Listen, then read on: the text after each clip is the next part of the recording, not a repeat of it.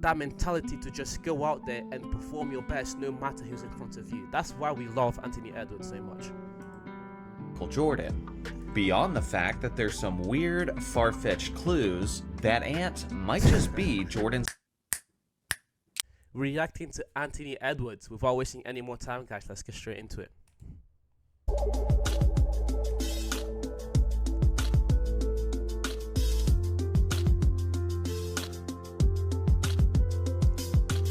I love Johnny's intro. So good.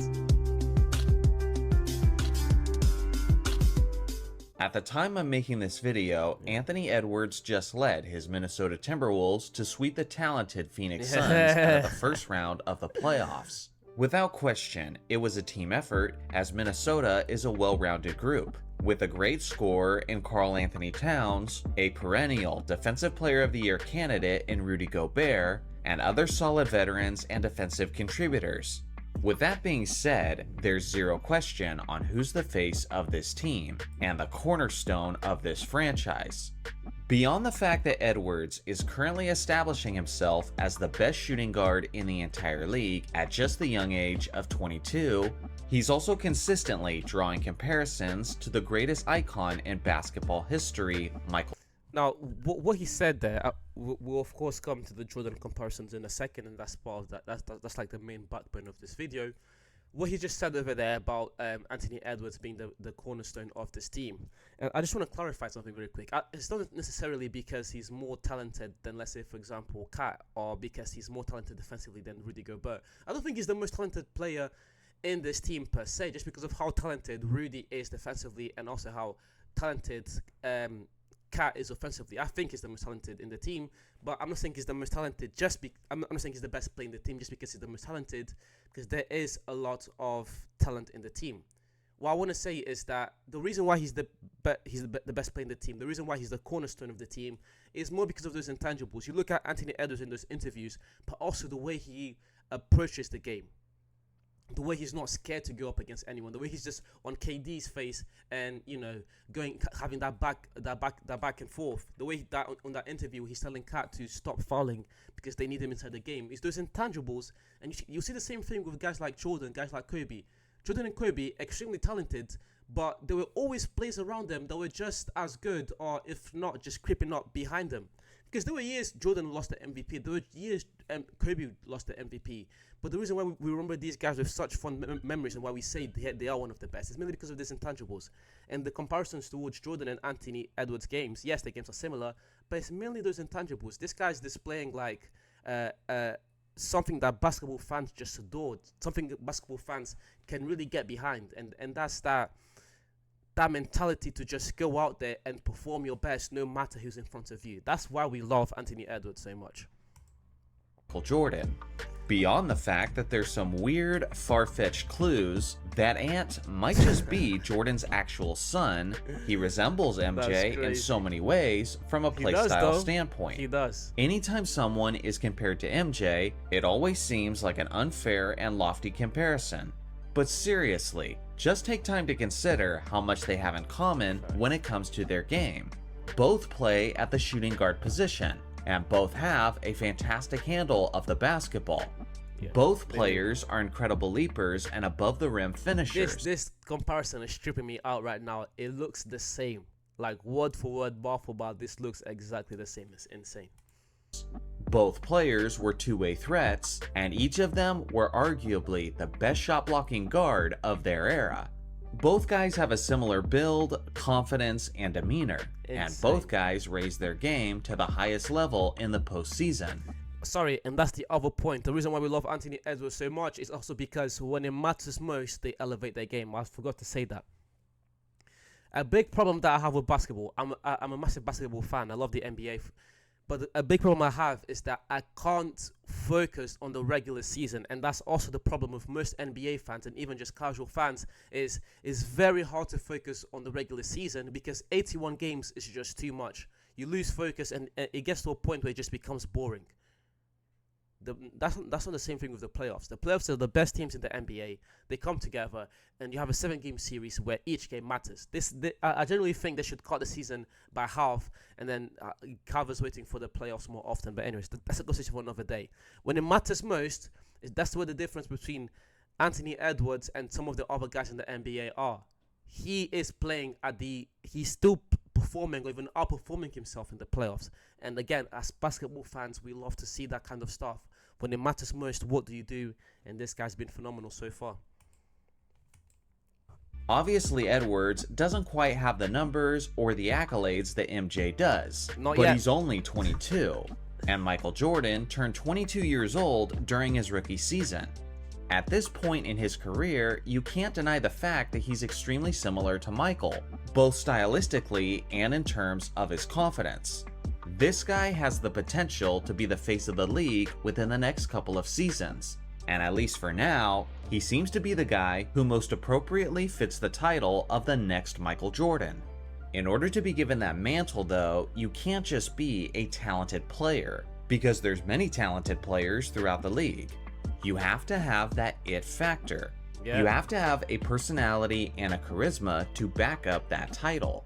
You have to be marketable and someone that grabs attention. As people younger than me would put it, you have to have that aura.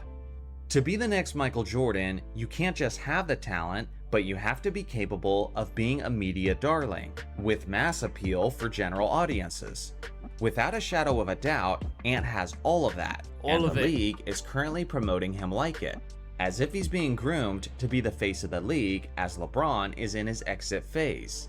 I gotta be honest, I think Nah, the NBA right now is in a good spot because you have guys like Anthony Edwards and Victor Wembanyama and Luka Doncic, and even guys that are on that same tier, but then you also guys have like LaMelo and etc. I won't say LaMelo is closer to those guys, but what I'm saying is the NBA has this pool of young, charismatic players that are performing extremely well. So LeBron is going, Curry won't be too long. We need these young players to just to continue the league and give us something else to be entertained by.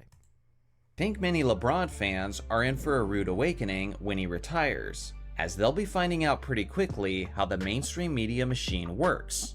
For now, daily debates on ESPN and Fox Sports are about who's the GOAT, MJ or LeBron.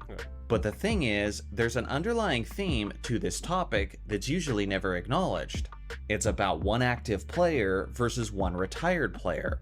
It's about pitting the old fans versus the new fans. There's a reason why these segments are never debates between Michael Jordan and Kareem Abdul-Jabbar, because that's two inactive players, or in stronger terms, two irrelevant players. Many players and analysts have asked why Kobe never seems to be a part of the debate anymore. And if you ask me, it's simply because the Mamba isn't around anymore. He was regularly a part of those debates when he was still active and he was still competing. But to me, Kobe is there with Michael. Kobe wound up as the greatest player of all time, better than MJ. There you go. Stage is yours. Kobe Bryant's a better ball handler, a better shooter, and a better scorer in my opinion. Game on the line. Kobe or Michael? Who do you want? It's a coin toss. It really doesn't matter. I'm taking Kobe Bryant. All right. Is That's that all I'm enough? asking. Kobe Bryant. These arguments and these discussions are going to be in sport for as long as there is sport. So the player may not enjoy it, but that's the enjoyment for a lot of people. Stephen A., who's better at 33, Kobe or was MJ? I think there has been nobody better than Kobe Bryant. Yeah, I don't think I lose. Other than Kobe Bryant, because he steals all my moves. But once he retired and LeBron was still active, the debate focused even more heavily on the old versus the new. Pretty soon, LeBron will be joining that group of old news, and the league and the mainstream media will be looking for the next active player to push the debates forward. And who better for that than the guy who literally looks like a mirror image of Michael Jordan? I guarantee that the NBA league office and the corporate media. But again, for those conversations to begin to take more place, for those comparisons to be given any type of credibility, I think Anthony needs to get 1 or 2 rings on his finger. I was gonna say under his belt, but that doesn't make sense. He needs to get 1 or 2 rings. If he does that, especially I don't know, because they have a very strong opponent. They have the Nuggets right now, and the series is tied 2-2. But if they were able to somehow beat the Nuggets and go on to win, these conversations would blow up in the NBA circle, in the NBA media. We're talking about ESPN's, other YouTube basketball channels. These conversations will absolutely blow up. Look, I'm making a video on this already. There's no comparison between Anthony Edwards and Jordan right now because it would be extremely unfair. But let Anthony Edwards get 1 or 2 rings, win 1 or 2 MVPs, 1 or 2 final MVPs, and these conversations will really begin to take shape. Media would love to see the Minnesota Timberwolves win a championship in the next couple of seasons. Exactly. That way, they can officially usher in the new debate of the old versus the new. After all, MJ didn't win his first championship ring until he was 28 years old, and Edwards has got a shot at getting his first at the young age of 22. Yeah, the shit he does. As you can see, the framework and the foundation is already there for the media. Now there just needs to be a couple dominoes falling the way they'd like to truly get the ball rolling. So what do you guys think? Is Anthony Edwards the future face of the league? And is he the guy the media will embrace after LeBron retires? I look forward to hearing your thoughts in the comment section below. Thanks for watching as always. And also as well, we've got the Olympics this year, and Anthony Edwards will be going to the Olympics. Let Anthony Edwards be one of the best players in that Olympic team, especially with this old and young conversations going on. Let Anthony Edwards have a good performance in the Olympics, which I think he will. Again, these conversations will blow up. Make sure to like and subscribe for more basketball content. Again, guys, I'll leave the link to Johnny Arnett's channel in the description. He always makes great content like this. Thank you very much for watching to the end, guys. I much appreciated. Please leave a like, comment, subscribe, share. Do all these things to please help me grow this channel. And I'll see you guys soon.